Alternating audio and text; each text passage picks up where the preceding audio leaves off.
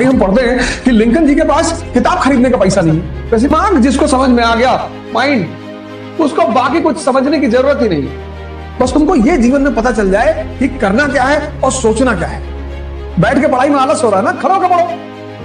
पनीर खिलाऊंगा, अंडा खिलाऊंगा, चिकन खिलाऊंगा। अब सोचिए सर, इस कहानी का मकसद क्या है? सुनिए कहानी और उसका मकसद। तब उस वेताल ने विक्रम से पूछा कि विक्रम बता कि अब लड़की को किससे विवाह करना चाहिए। अगर तेरे मन में उत्तर आ रहा है और तू जवाब नहीं देगा तो तेरे सर के टुकड़े टुकड़े हो जाएंगे। पढ़ने से ज्यादा सोचो, देखो और अपने दिमाग को जिंदा करो। दिमाग जिसको समझ में आ गया, माइंड, उसको बाकी कुछ समझने की जरूरत ही नहीं है। ये जो है ना ग्रुप ए और ये ग्रुप बी, अब तुम देख लो इसमें से तुम किसमें हो। ये करने की चीज है, सोचने की चीज थोड़ी है। हा? बस तुमको ये जीवन में पता चल जाए कि करना क्या है और सोचना क्या है। तो अगर तुम ये करने लगे, तुम एक दिन तुम भी लिंकन की श्रेणी में खड़े हो जाओ, गांधी की श्रेणी में खड़े हो जाओ, अंबेडकर की श्रेणी में खड़े हो जाओ। परिवर्तन की इसी धारा को कैसे करेंगे? ध्यान से, तपस्या से। बैठ के पढ़ाई में आलस हो रहा है ना, खड़ा होकर पढ़ो। भुना चना रख लो, खाओ, और बढ़िया पनीर वनीर लाके घर में रखे रहो। मन से कहो कि बेटा दिन भर वाला शेड्यूल पूरा करवा दोगे तो रात में पनीर खिलाऊंगा, अंडा खिलाऊंगा, चिकन खिलाऊंगा। ये तो हमारी आदत है ना कि ये कर दोगे तो ये करूंगा।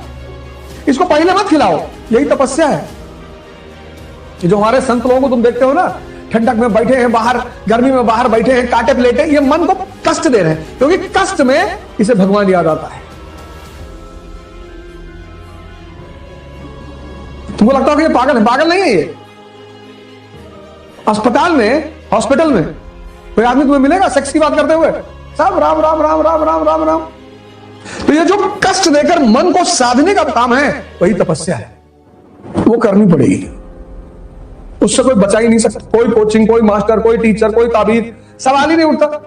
मैं यही सिलेबस, यही प्रोग्राम शाम को भी कर सकता था और लड़के मिलते।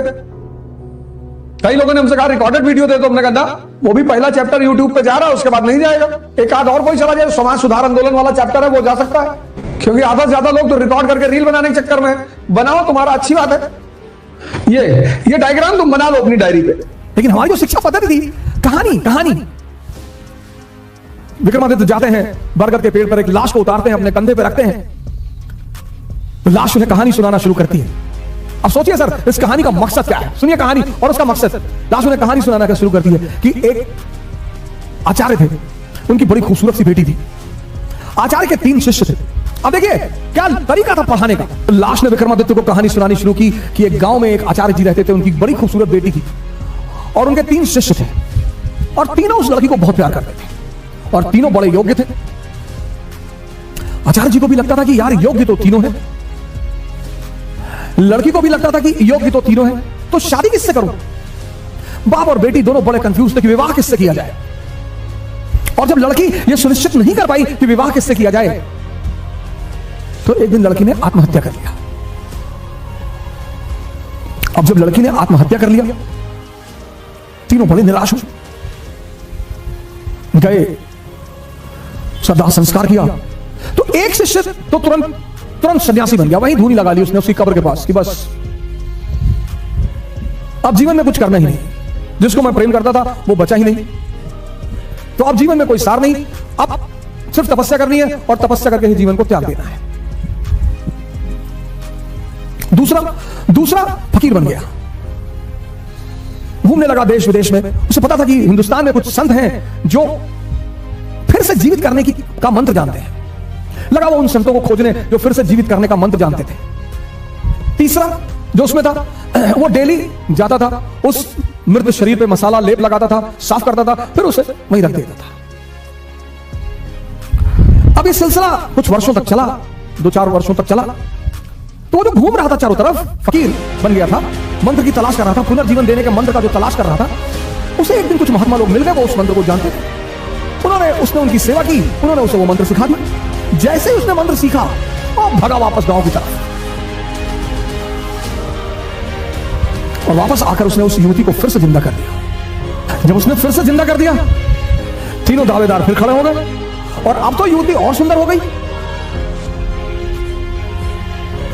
तब उस वेताल ने विक्रम से पूछा कि विक्रम बता कि अब लड़की को किससे विवाह करना चाहिए। अगर तेरे मन में उत्तर आ रहा है और तू जवाब नहीं देगा तो तेरे सर के टुकड़े टुकड़े हो जाएंगे, और अगर तूने जवाब दिया तो मैं तुझे छोड़कर चला जाऊंगा।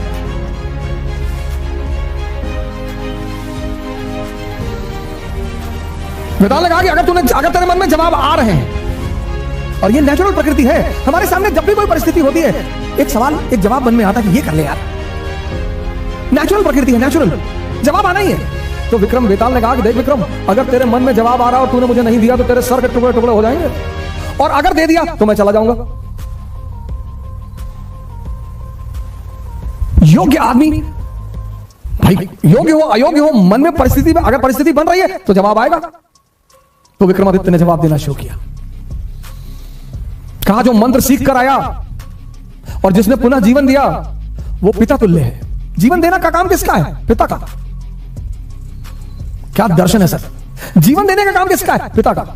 तो जिसने मंत्र सीख कर जीवन दिया वो पिता तुल्य है, मुझसे विवाह नहीं होगा। जिसने उस शरीर की सेवा की 4 साल तक, वो पुत्र का धर्म है, सेवा करना पुत्र का धर्म है, वो भी बाहर हो गया। जिसने अपनी ही जिंदगी दांव पे लगा दी, यही प्रेम की कसौटी है, विवाह उससे होना चाहिए। यह था शिक्षा देने का तरीका। और जैसे ही विक्रमादित्य ने जवाब दिया, वेताल उड़ चला कि तूने बोल दिया विक्रम। यानी अब सुनिए इस कहानी का दूसरा उद्देश्य क्या है? मौन।